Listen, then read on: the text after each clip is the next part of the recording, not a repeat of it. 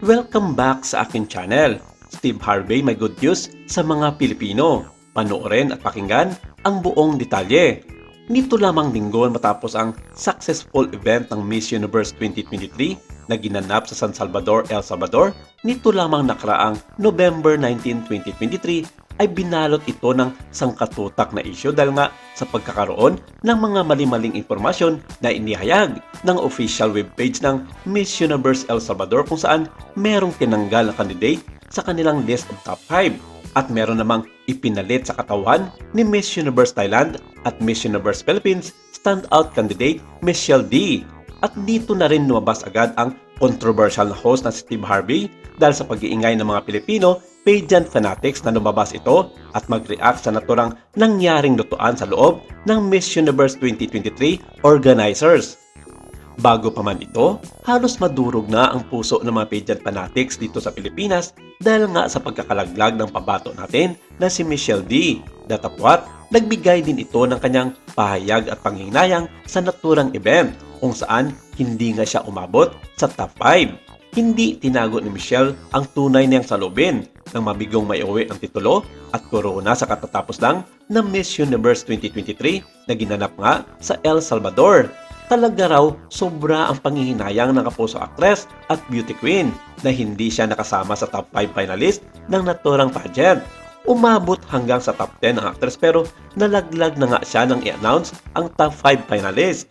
In fairness knows naman ng sambayan ng Pilipino kung paano kinarir ni Michelle ang paghahanda para sa paglaban niya sa ika-72nd edition ng Miss Universe. Yun nga lang, sinang dalaga, talaga raw destiny ni Miss Nicaragua Shenes Palacios ang makuha ang korona at titulo sa pinasikat na International Beauty Contest sa buong universe na hindi naman matanggap ng kanyang mga masugid na taga-subaybay, lalong-lalo na ang mga naloloka ng mga fans ng Miss Universe pageant.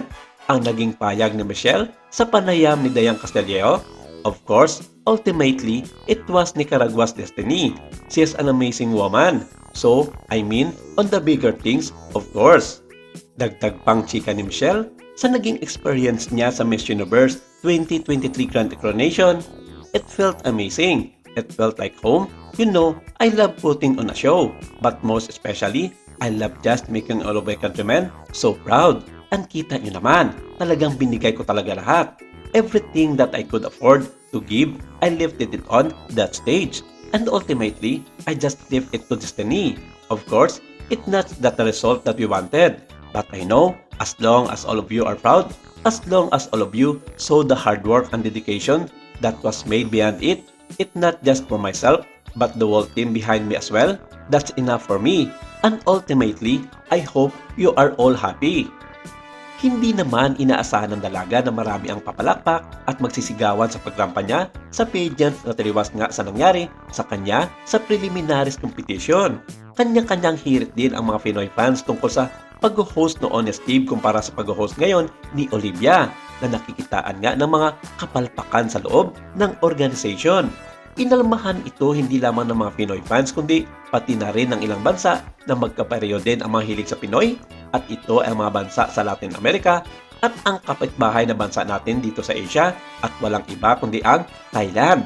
Matatanda ang pumasok ang kanilang pambato sa top 5 na si Antonia Porcil. Panawagan kasi ng mga Pinoy pageant fanatics kay Steve na magbigay ng kanyang opinion sa naging issue sa Miss Universe Pageant 2023 kung saan pumalili sa kanya sa pag-host nito ay sina Maria Minonos at dati nitong co-host na si Olivia Colpo. Hindi kasi nagustuhan ng mga nakararaming mga Pilipino ang kinalabasan ng mga winner kung saan pinutakti ng mga ito ang kasalukuyang host na si Olivia na parang lumabas nga sa mga payagan na malas nga ito para sa kanila. At ang tunay na host na nagbibigay good luck sa mga kandidatang Pilipina ay walang iba kundi si Steve Harvey.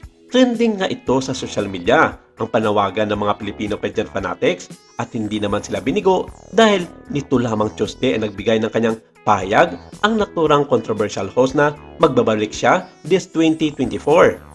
Hindi malinaw kung ano at para saan ang naging mensahe na ito ni Steve na sinigundahan niya naman ito sa kanyang post sa recent guesting niya sa isang TV program sa Amerika bilang isang judge na magbabalik sa isang variety show. Sabi kasi nito, see you this 2024, kung saan instant trending agad ito na pinutakti naman ng milyong-milyong komento galing sa mga netizens. Karamihan kasi sa mga nag-comment dito ay dahil baka babalik siya sa pag-host sa Miss Universe 2024 dahil na rin sa panawagan ng mga Pilipino. Pero kinontra ito ng ilang mga Thai pageant fanatics dahil ayon sa kanila, nangangarap daw ng gising ang mga Pilipino dahil hindi raw matanggap nito ang pagkatalo ng pambato nilang si Michelle D. Ayon pa sa kanila, walang kinalaman ang pag-post na iyon ni Steve Harvey sa katatapos lamang ng Miss Universe 2023 kung saan nakapasok sa top 5 ang kanilang pambato na si Antonia Forcel. Maraming salamat! Ito lang muna ang ating update for today.